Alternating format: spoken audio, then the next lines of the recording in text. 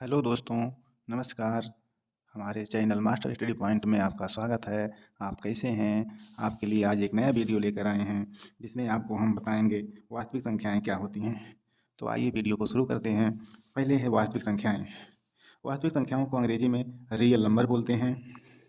वही सभी संख्याएं जो या तो परिमेय हों अथवा अपरिमेय हों, वास्तविक संख्याएं कहलाती हैं। दोस्तों, पिछले वीडियो में आपको मैंने बताया था, परिमेय संख्याएं वही होती हैं जिनको हम पी अपान क्यू के रूप में लिख सकते हैं, लेकिन शर्त यह है कि Q not equal to zero, अर्थात क्यू का मान शून्य नहीं होना चाहिए।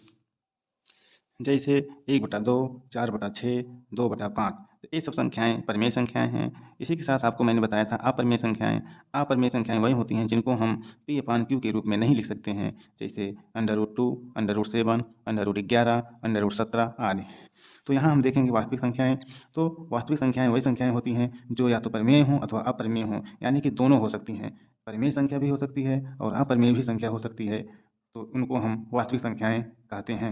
जैसे 2/5, 3/8, 1/10, ये सारी संख्याएं क्या हैं? परिमेय संख्या हैं, जिसको हम पी अपान क्यू के रूप में लिख लिए हैं या लिख सकते हैं। उसी प्रकार √2, √7, √10, ये सब क्या हैं? अपरिमेय संख्याएं हैं। तो परिमेय संख्याएं और अपरिमेय संख्याएं दोनों को मिलाकर हम क्या कहेंगे? वास्तविक संख्याएं कहेंगे। यहाँ पर कुछ ध्यान देने वाली बात यह है कि परिमेय संख्याओं का योग तथा अंतर हमेशा अपरिमेय होता है। परिमेय और अपरिमेय संख्याओं का योग तथा अंतर अपरिमेय होता है। कहने का तात्पर्य यह है कि जब हम परिमेय और अपरिमेय संख्याओं को जोड़ते हैं या आपस में घटाते हैं, तो जो संख्या आती है वह अपरिमेय होती है। यानी कि किसी भी स्थिति में परिमेय और अपरिमेय संख्याओं का योग परिमेय नहीं होगा, यानी कि अपरिमेय ही होगा। अब आगे हम देखते हैं सम संख्या। सम संख्या को इंग्लिश में हम इवन नंबर बोलते हैं। इवन नंबर, जो संख्या 2 से पूर्णतः विभाजित हो जाए उसे हम क्या कहते हैं? सम संख्या कहते हैं। कहने का अर्थ यह है कि कोई भी संख्या हो, अगर हम 2 से भाग दे रहे हैं, 2 से डिवाइड कर रहे हैं उस संख्या को, अगर वह संख्या पूर्णतः विभाजित हो जा रही है, शेषफल शून्य बच रहा है, तो हम ऐसी संख्या को क्या बोलेंगे? सम संख्या बोलेंगे। जैसे 2, 4, 6, 8, 10, 12, 14। इसी प्रकार चाहे छोटी संख्या हो चाहे बड़ी संख्या हो, अगर वह 2 से पूर्णतः विभाजित हो जा रही है, तो हम ऐसी संख्या को सम संख्या बोलेंगे। आगे है विषम संख्या। विषम संख्याएं, जिसको अंग्रेजी में बोलते हैं ओड नंबर्स।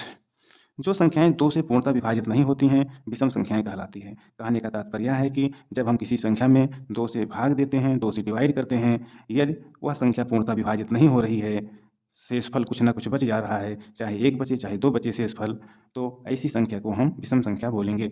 जैसे 1, 3, 5, 7, 9, 11। यानी कि इन संख्याओं में जब हम 3 से भाग देंगे, तो या तो शेषफल 1 बचेगा या तो 2 बचेगा। 3 तो नहीं बचेगा शेषफल, क्योंकि अगर 3 शेषफल ही बचना रहेगा तो 3 का पहाड़ा एक बार और चला जाएगा और वह संख्या पूरी पूरी विभाजित हो जाएगी।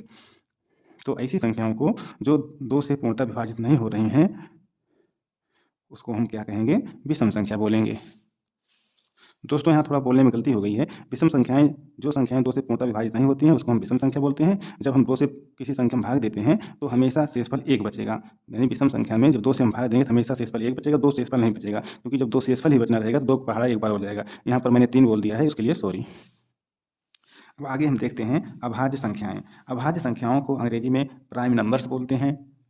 जो संख्या एक और स्वयं के अतिरिक्त किसी अन्य संख्या से विभाजित ना हो, अभाज्य संख्या कहलाती है। कहने के तात्पर्य, कुछ संख्याएं ऐसी होती हैं जो केवल 1 से डिवाइड होती हैं पूरी पूरी, या तो खुद स्वयं से ही डिवाइड होती हैं, इसके अतिरिक्त किसी अन्य संख्या से वो विभाजित नहीं होती हैं, तो ऐसी संख्याओं को हम क्या बोलते हैं? अभाज्य संख्याएं बोलते हैं। जैसे 2, 3, 5, 7, 11, 13, 17। ये सब संख्याएं ऐसी संख्याएं हैं जो या तो 1 से डिवाइड होंगी, 1 से विभाजित होंगी, या तो खुद 2 से ही विभाजित होंगी। 3 है, 1 से विभाजित होगा और 3 से विभाजित होगा। 5, 7, 11, 13, 17, ये सारी संख्याएं 1 से डिवाइड होंगी या तो अब खुद स्वयं से डिवाइड होंगी, इसके अतिरिक्त किसी अन्य संख्या से विभाजित नहीं होंगी पूर्णतः, इसलिए इन संख्याओं को हम क्या कहेंगे? अभाज्य संख्याएं कहेंगे। कुछ नोट है, महत्वपूर्ण चीज़ें हैं, देखते हैं। एक ना ही अभाज्य संख्या है और ना ही भाज्य संख्या है, यानी कि हम एक को ना तो अभाज्य संख्या कहेंगे और ना हम इसको भाज्य संख्या कहेंगे।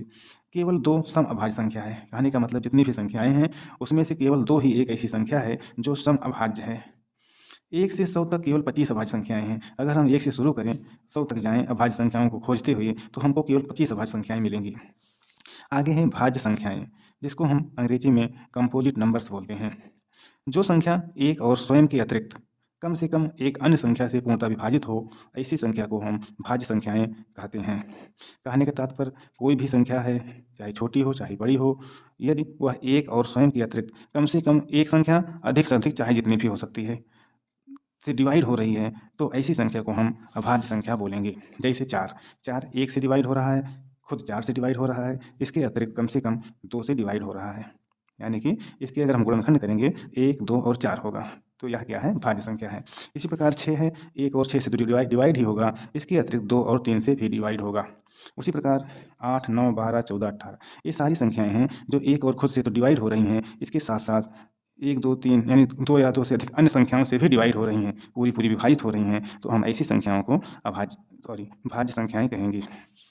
तो दोस्तों, आपको हमारा वीडियो कैसे लगा? प्यारे बच्चों, अगर हमारी वीडियो अच्छी लगी हो तो आप हमारे वीडियो को लाइक कीजिएगा, और अगर अच्छी लगी हो हमारी वीडियो तो आप अपने गार्जियन, अपने माता-पिता से कहिएगा हमारे चैनल मास्टर स्टडी पॉइंट को सब्सक्राइब करें, और आप हमारे वीडियो का लाभ उठा सकें। दोस्तों, यह वीडियो आपके लिए बनाई जा रही है, प्यारे छोटे-छोटे बच्चों के लिए बनाई जा रही है जो कक्षा 1 से 8 तक पढ़ते हैं।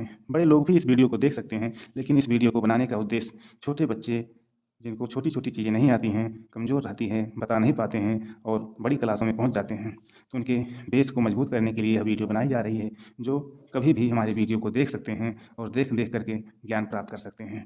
तो बच्चों, एक बार पुनः कहना है, अगर आपको वीडियो अच्छी लगी हो तो हमारे वीडियो को लाइक कीजिएगा और अपने गार्जियन से कहिएगा हमारे चैनल मास्टर स्टडी पॉइंट को लाइक करें, सब्सक्राइब करें और हमारे चैनल को, हमारे वीडियो को शेयर करें, जिससे अधिक से अधिक लोग हमारी वीडियो का लाभ उठा सकें। तो आज की वीडियो यहीं तक, तब तक के लिए नमस्कार, अगले वीडियो में फिर मिलते हैं।